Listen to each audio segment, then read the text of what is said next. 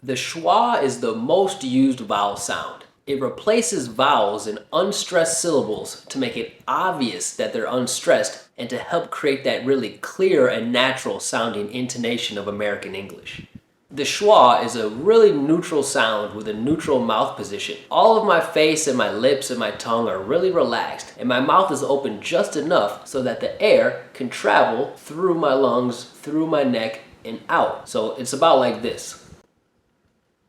The schwa always has the characteristics of an unstressed syllable. So low energy, flat pitch, short length, and very little jaw drop. The sound of the schwa is similar to a very soft U sound, with the air coming from inside the body all the way up and producing the sound like this.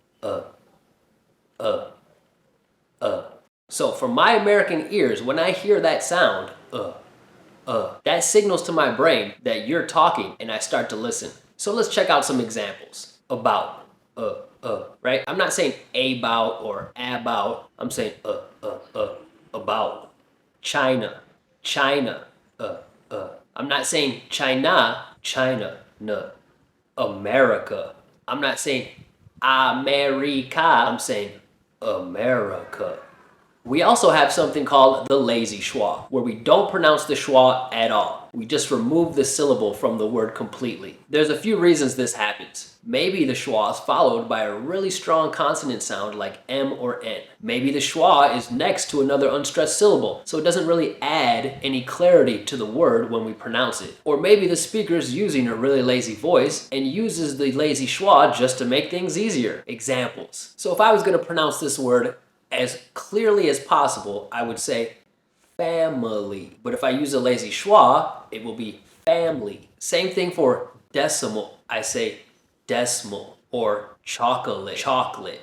We also use the schwa in function words. So that's why it's rare to hear a native speaker saying to or the or a unless they're emphasizing those words. We normally say t or the or So as an example, you could say a trip to the beach, right? I'm not saying a trip to the beach. I'm saying a trip to the beach. That way the intonation is really clear and it's obvious for the speaker which syllables are unstressed. Another cool thing about the schwa is that you can use it as a tool and a guide to know how you're doing with your American placement. So as you're speaking and you come to a word that has a schwa, your voice should just naturally slide through that schwa onto the next sound if you're using the pathway of the voice. So that's it. Now that you know about this, you can start listening and tuning your ear for the sound of the schwa. You can start using it and you just boosted up your English.